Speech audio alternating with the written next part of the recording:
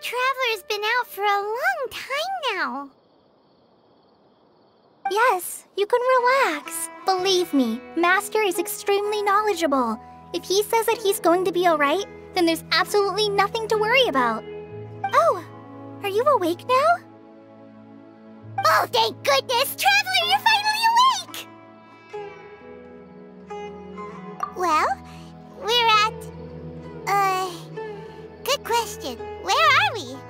Paimon was in such a panic when you passed out that she even forgot to ask what place this is. This is Gandharvaville. It was originally built by scholars from Sumeru as a place to rest in the rainforest. Now it's mainly used by the forest rangers as a base of operations. My name is Kale. I'm a trainee forest ranger. My master and I found you passed out during our patrol, so we brought you here. Oh, no things are necessary. I didn't do anything, really. By the way, how are you feeling now? Any discomfort? Oh, that's Master's herbal medicine you're tasting. He gave you some while you were unconscious. Before I forget, Master mentioned you should take more medicine once you wake up.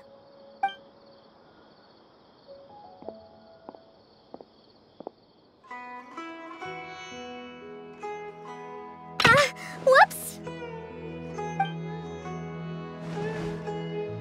Kale, what's the matter? Were you trying to retrieve the medicine?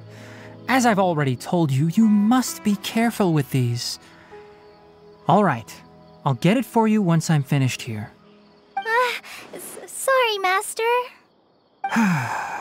Now, the guide to Avidya Forest's edible fungi is clearly posted on our bulletin board. But if Farbode forgets which mushrooms to avoid one more time, I'll have no choice but to leave the guide somewhere a little more visible. Like right smack on his forehead so others can remind him to be careful. Right? This is the second time he's come down with food poisoning this month. I'll be sure to give him a good talking to. Yes, please do. If, on the off chance, Farbode simply enjoys having little imaginary fairies dance before his eyes, then we'll just let him be. But the next time he requires any of our medicine, be sure to charge him accordingly.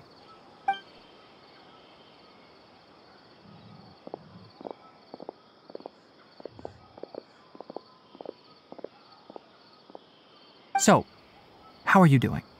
Feeling better? Oh, this is my master, Forest Watcher Tainari. He is chief officer over all the rangers here in Gandharvaville. I already informed Paimon about the reason you fell unconscious earlier. But now that you're awake, let me explain it for you as well. It is common practice for Sumeru scholars of certain darshans to dedicate themselves to training and meditation in isolated areas, particularly the nearby forests. While meditating, they use a certain incense known as spirit borneol to help calm their minds as they enter a state of deep rumination. In hopes of asking directions, you two followed a scholar named Hypatia into her cave. The incense you smelled inside was the spirit borneol I just mentioned. That incense typically has no effect on most people, but for a very select few, it can have profound effects on one's cognition, as you experienced firsthand. Does that make sense? Very good. Now, answer me this. Did you feel anything after passing out? Say, any out-of-body experiences? Or did you see anything while unconscious?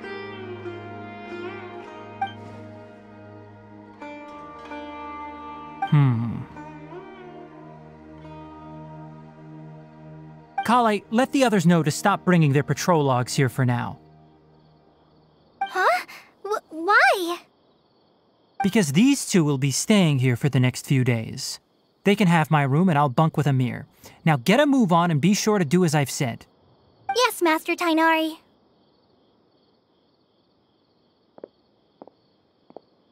Wait, hold on a second. Can you tell us what's going on? Let me fill you in. I originally planned to send you on your way once you finished your medicine.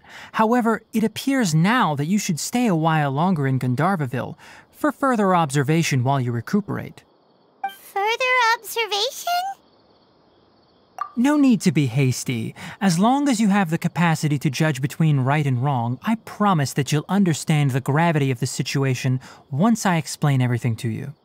Based on what you saw after smelling the incense and losing consciousness, we can conclude that you experienced a powerful hallucination, which suggests your mental state is not in the best of shape. If you're skeptical, have a whiff of this. Oh, are you okay? You're experiencing a similar sensation as when you passed out, aren't you? So even though your condition is stable as of now, if I were to haphazardly let you leave, it's highly likely that you'd suddenly pass out again somewhere else. The rainforest is home to many fierce animals and hazardous areas. If something were to happen to you again, I'm afraid you might not be so lucky. For now, I suggest you continue taking your medicine each day and avoid wandering off on your own. At least until you stop having adverse reactions to this kind of smell, okay? Good. Now continue resting while I fire up another bowl of medicine for you. Seriously? We just arrived in Sumeru and we're already having problems left and right! Paimon knows we're set on meeting Lesser Lord Kusanali as soon as possible, but you really don't look too good. It'd probably be best to let you recover first. Hey!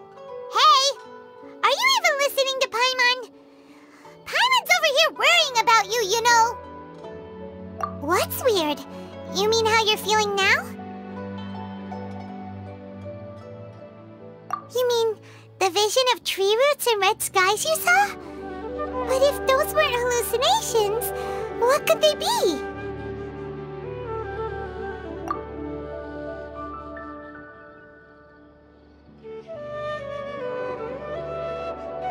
Well, considering how unique you are, Paimon trusts your judgment here. But why didn't you say anything about it to Tighnari? If he misjudged your condition, then there's a chance you could get worse, right? Huh? You mean that Tighnari already knows that what you saw weren't hallucinations? But if that's the case, why would he try to hide that from us? Oh, Paimon gets it now.